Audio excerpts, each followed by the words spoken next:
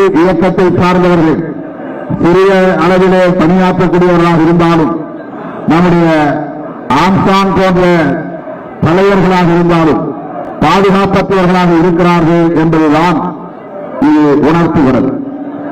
ஆகவே தமிழக அரசு இதுபோன்ற வன்கொடுமைகள் நடப்பதற்கு காரணம் எது, பின்னணி எது, திட்டமிடக்கூடிய கும்பல் யார், இதில் பங்கேற்ற கூலிப்படையினர் யார் என்பதெல்லாம் பிரிவு ஆராய வேண்டும்.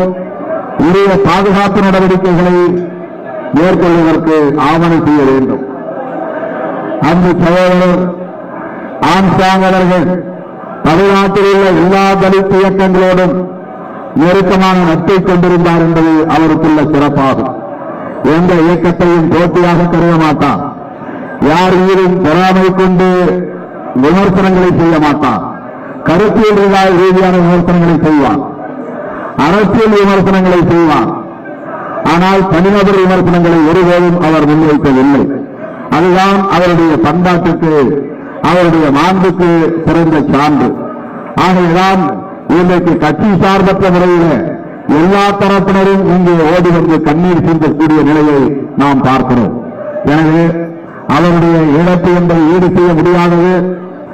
அவருடைய இடத்தில் இருந்து அந்த பணிகளை முன்னெடுப்பதற்கு தகுதி படைத்தவர்கள் யார் என்ற கேள்வி நம் முன்னால் எழுகிறது.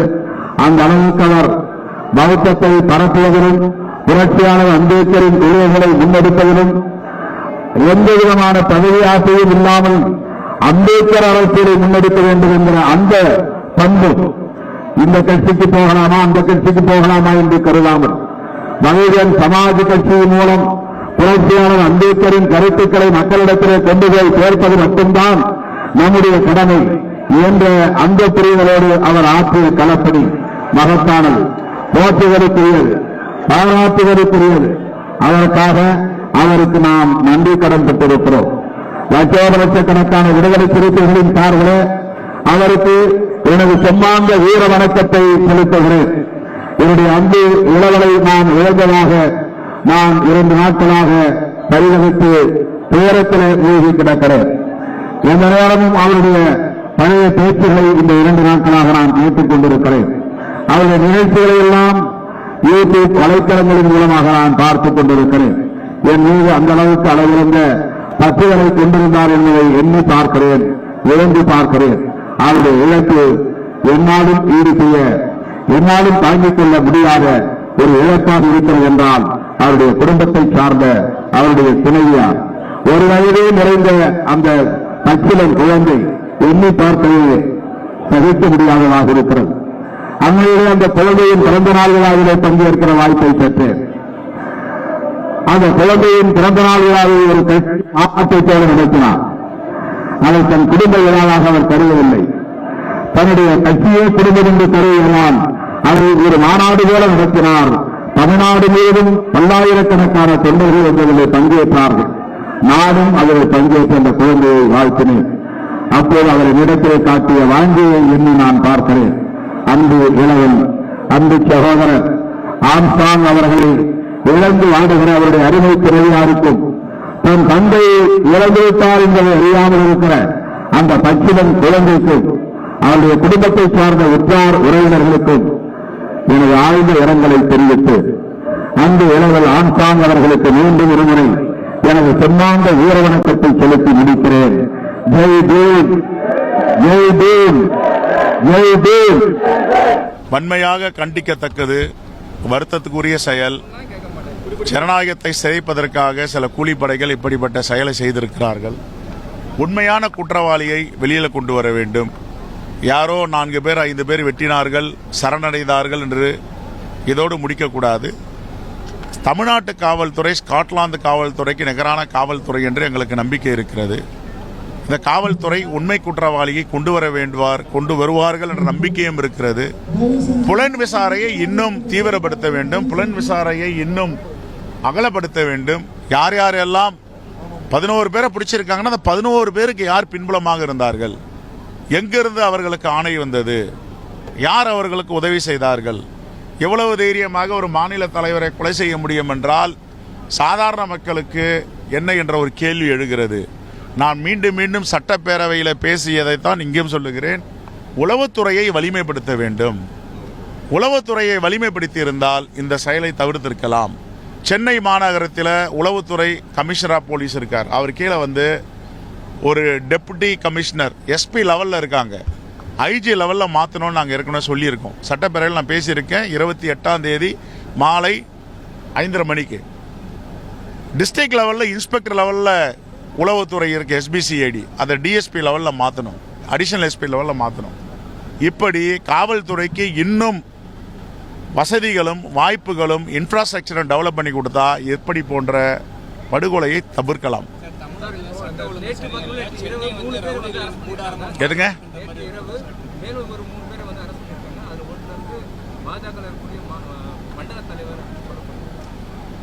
என்னவோ இப்பொழுதுதான் நான் இரங்கலில் இருக்கும்பொழுது ஒருவர் சொன்னார், இந்த கோல்டு கம்பெனி ஆருத்ரா போன்றதெல்லாம் இதில் ஈடுபட்டு இருக்கிறது என்று சொல்லுகிறார்கள். என்னுடைய வேண்டுகோள், புலன் விசாரணையில் தீவிரமாக இதையெல்லாம் விசாரிக்க வேண்டும். யார் அந்த ஆருத்ரா, எதற்காக இவரோடு வந்தார்கள், எதற்கு இது பின்புலம் என்ன என்பதை ஆராய வேண்டும். நிறைய சட்டம் ஒழுங்கு எல்லா மாநிலத்தை விட நம்முடைய மாநிலத்தை குறைச்சி மதிப்பிட முடியாத ஒன்று. இரண்டாவது, இன்னும் வலிமைப்படுத்த வேண்டும். இப்படிப்பட்ட குற்றங்களை தடுத்து நிறுத்த வேண்டும்.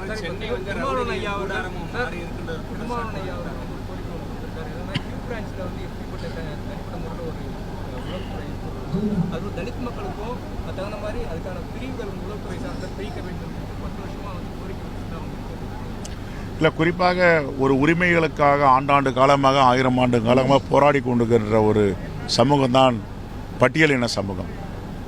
ஒரு மாநில தலைவருக்கு இந்த நிலை என்றால் கிராமங்களில் மாவட்டங்களில் யாராவது ஒருவர் தன்னுடைய உரிமைக்காக குரல் கொடுக்க முடியுமா என்ற கேள்வியும் எழுகிறது. ஆகவே உளவுத்துறை எங்கெங்கெல்லாம் ஒடுக்கப்பட்ட மக்கள், விளிம்புநில மக்கள் போராடுகிறார்களோ அவர்களுக்கு பாதுகாப்பை உறுதி செய்ய வேண்டும் என்றுதான் என்னோட வேண்டுகோள். இல்லை, நீதிமன்றத்தில் 2-3 வாய்ப்புகள் கொடுத்திருக்கிறார்கள். வேறு இடம் அதற்கு பதிலாக கேட்டிருக்கிறார்கள். கண்டிப்பாக அதை கலந்தாய்வு செய்து எடுத்து அவரை நல்ல முறையில் அடக்கம் செய்து அவருக்கு நினைவாலயம் கட்டுவதற்கு நாங்கள் ஏற்பாடு செய்ய வேண்டும் என்ற வேறுகூட வைத்திருக்கோம். நாங்களும் சேர்ந்து அந்த தோழர் கூட பணியாற்றி கொண்டிருக்கிறோம். நன்றி. நம்மகிட்ட ஆக சிறந்த காவல்துறை, உளவுத்துறை, சிபிசிஐடி எல்லாம் இருக்கிறது அமைப்பு இருக்கும்போது தொட்டதுக்கெல்லாம் சிபிஐங்கிறது அது இங்கே பாருங்கள், அது மாற்றுறதுங்கிறத ஏமாத்துறது தான். இது வரைக்கும் மத்திய புலனாய்வுத்துறை விசாரித்து எதை சரியாக சொல்லியிருக்குது, கொண்டு வந்திருக்குது.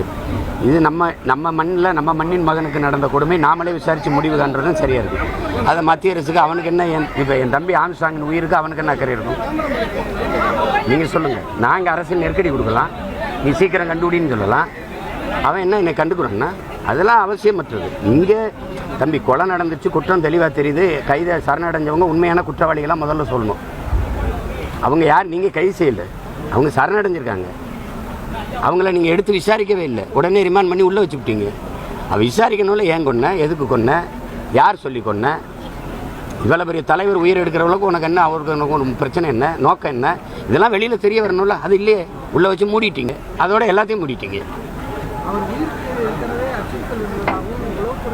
இருந்தது சரி, அவன் தனியாக எனக்கு துப்பாக்கி அனுமதி தரல, அவர் கொடுத்துருந்தீங்கல்ல, அவர் வச்சுருந்தார்ல, தேர்தல் நேரத்தை ஒப்படைச்சார்ல, தேர்தல் முடிஞ்சவன் நாளாச்சு, திருப்பி கேட்டார்ல, ஏன் கொடுக்கல? கேட்குறதுக்கு பதில் இருக்கா அவங்ககிட்ட? உடனே முடிஞ்சவொன்னே அவர் திருப்பி கேட்டார்ல, கொடுத்துருக்கலாம்ல.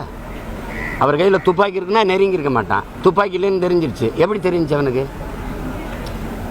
வீட்டு வாசலில் வெட்டி கொண்டுடலாம்ங்கிற துணிவு வருதுன்னா ஒரு தலைவரை, அது எப்படி? நீங்கள் அப்போ துப்பாக்கி கொடுத்துருந்தா அவர் சுட வேணாம், எடுத்து காட்டியிருந்தாலே ஓடி இருப்பான்.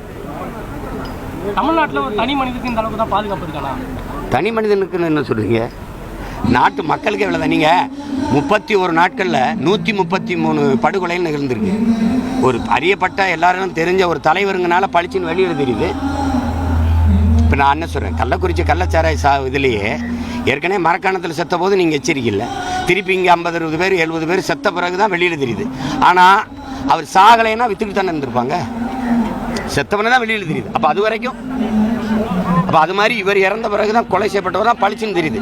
கணக்கு பார்த்தா 31 நாளில் 133 படுகொலை நடந்திருக்கு இவரோட சேர்த்து. அப்போ என்ன பாதுகாப்பு இருக்குது?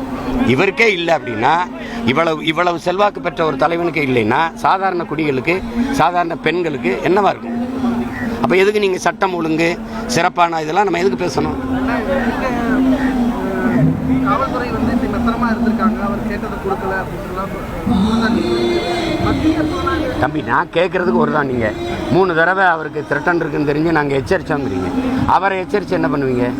அவரே தற்காத்துக்கொள்ள நீங்கள் அவருக்கு உரிய ப்ரொடெக்ஷனை கொடுத்துருக்கணுமா இல்லையா? பாதுகாப்பை கொடுத்துருக்கணுமா இல்லையா? சொல்லுங்கள் தம்பி. இப்போ எனக்கு கொலை மிரட்டல் இருக்குன்னு ஒருத்தர் சொல்லுது, அவர் கொலை செய்ய திட்டமிடுறாங்கன்னா பாதுகாக்க வேண்டிய பொறுப்பும் கடமையும் அரசுக்கும் காவல்துறைக்கும் இருக்கா இல்லையா?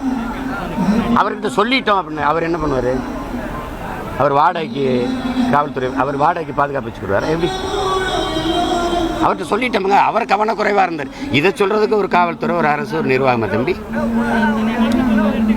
8 பேரை கைது செஞ்சிருக்காங்க. உண்மையான குற்றம் கைதுன்னு திரும்ப திரும்ப சொல்லாத. கைதா சரணடைஞ்சாங்களா? முதல்ல சரணடைஞ்சாங்களா கைது செஞ்சாங்களா? உண்மையை சொல்லு. கைது செஞ்சாங்கன்னா எங்கே வச்சு கைது செஞ்சீங்க? எங்கே இருந்தாங்க? எங்கே போய் பிடிச்சி எங்கே கைது செஞ்சீங்க? அதுக்கான இதாக இருக்கா? சரணடைஞ்சாங்கன்னா இதுவரை சொல்லிட்டு இருக்கீங்க. அப்புறம் கைது செஞ்சாங்கன்னு சொல்லிட்டு இருக்கீங்க.